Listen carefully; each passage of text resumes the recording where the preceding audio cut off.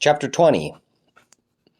The pastor in Yin Yang had told us that we should simply keep going straight ahead. Eventually you'll find a road on your left. After about an hour you'll reach a village. There's a small church which is easy to spot. The sisters there know you're coming and will guide you from there.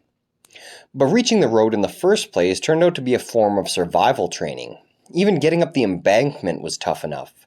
The river had undercut the bank so much that you could shelter from a downpour in the hollow it made. So we tried to climb up from several other places. Easier said than done. We kept slipping back until we finally found a place where we could do it. In the meantime, we had become encrusted in sticky mud and sand. How exactly were we supposed to keep going straight ahead when the undergrowth was tangled and near impenetrable? Old trees had fallen and made forward progress impossible. Yet my mother sang out loud and fought her way through for us. Her relief was both visible and audible. My sister had trouble staying on her feet in such terrain, and I was hungry, really starving. It wasn't fair of me to accuse our mother of not having packed anything for us to eat.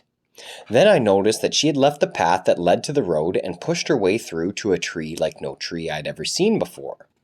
Broad, meter-long leaves hung down from it, all growing from a crown about 3 meters above the ground. On one side hung a thick bunch of bananas, which ended in a reddish-brown blossom. My mother wanted to pick these fruit, but they were way too high up. She called us to her. I hoisted my sister onto my shoulders, and she was then able to reach the bananas. She managed to pull some down. They were still green, but to me they tasted better than any banana I had ever eaten. Then we returned to the path we had beaten down. We battled through this wilderness for about 2 more hours till the thicket finally thinned and we could make out an unpaved road. My mother's dress hung in tatters about her, and my trousers were ripped. Walking on this road was like deliverance for us. We were finally able to put one foot in front of the other and no longer had to fight our way forward using our hands and our whole body weight. Now we children joined in with our mother's songs of gratitude and sang gospel songs which were good to march to. As we walked, our clothing gradually dried out until we were surprised by a shower of rain. We tried to take shelter under a big deciduous tree, but it shook so much that it gave us no protection. My mum had managed to rediscover her sense of humor, declaring, "Now we're in God's big washing machine, so the sand and the mud will be washed off. We'll be coming back into civilization soon, so we need to be clean for that."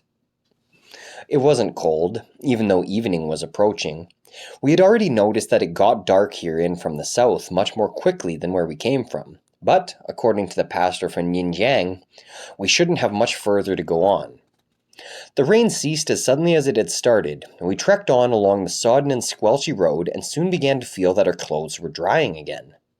My mother wasn't keen to enter the village in daylight because, despite the rain's efforts at laundry, we appeared quite poverty-stricken and even pitiful. Darkness had fallen before we reached the village. Within 10 minutes, all was black, but through the dark trees on both sides we could still easily make out the pale swathe of road. Suddenly a car approached us. With headlights on full beam, it drove up and stopped next to us. We gripped each other's hands in fear. What did this mean? As the car door opened, a man spoke to us in good Chinese and asked if we were the family of Brother Yun. We were a bit disconcerted by this, as we had been using false names for so long that we had almost repressed the fact that we were the Liu family. "Yes, we have come over the border and are looking for Christians in the next village," answered my mother. "You're in the right place then. We have been waiting for you and we worried in case we had somehow missed you." The man's voice was so warm and friendly that we knew we were now truly in good hands. We climbed into his car and he turned it around. It wasn't much further to the village. I'd always imagined Burma to be a rich country because it wasn't communist. But this village was at least as poor as the villages at home in Henan. The huts had straw roofs and there was no color anywhere. Even the church, in which we were to sleep that night, was very simple. Its benches were so narrow that I preferred to lie on the floor, but before we could get ready for sleep, some of the church members came to greet us. One lady brought a big bowl of warm water, one man a roast chicken. There were also fruits of different kinds, many of which were new to me, but before we could wash and begin to eat, my mum wanted to praise God with the whole congregation. We sang hymns, read some psalms, and prayed, including in our prayers all persecuted and imprisoned Christians in China and everywhere else in the world. In China, we had never prayed that the persecution would cease, only that God would give us strength to bear all the oppression and the suffering. Now we saw it through different eyes. We had escaped from the persecution and now wanted our brothers and sisters to be freed from it as well. One brother from the community said to us that my father had reached Germany and was now safe. My sister wanted to know whether we could go to Germany. She wanted very much to see our father and be with him again. My mom stroked her hair and explained to her, "Germany is so far away that we can't go there yet. We can't afford the journey, but maybe your father will come back and we'll be able to meet him soon." She would not have believed that another 2 years would pass before this happened. We left this village with its friendly people for a place in the north of the country. There we were taken in by a Chinese Baptist school. We were relatively safe on the school premises. It wasn't uncommon for the Burmese police to arrest Chinese people who had no papers and have them deported back to China. That would have been the worst thing that could happen to us. For this reason, our mother didn't at first want us to go into the village and attend the normal school. In the Baptist Bible school, there are around 70 to 100 pupils from all parts of Burma, and also some from abroad. Some of these were refugees from China or children of former refugees.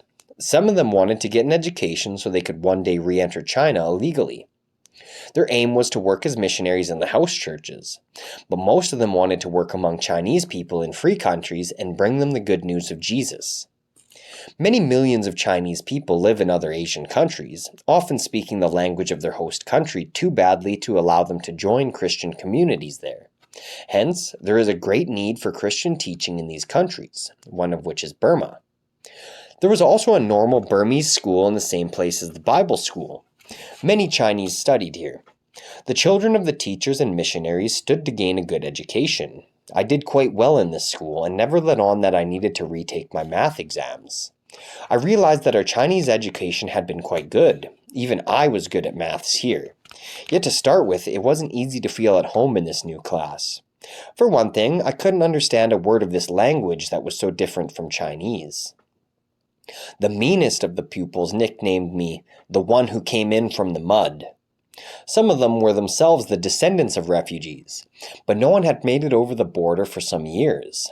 Apparently, it was regarded as totally impossible to get out of communist China, and so not all of them believed my story. They were even suspicious of me because I had lived in a communist state before our flight, so I tried hard to prove myself an honorable Christian and a good friend. I was also much further on in my faith than the boys in my class. Many of their parents were in contact with the Baptist school, but they had never been through difficulties and hostilities because of their faith.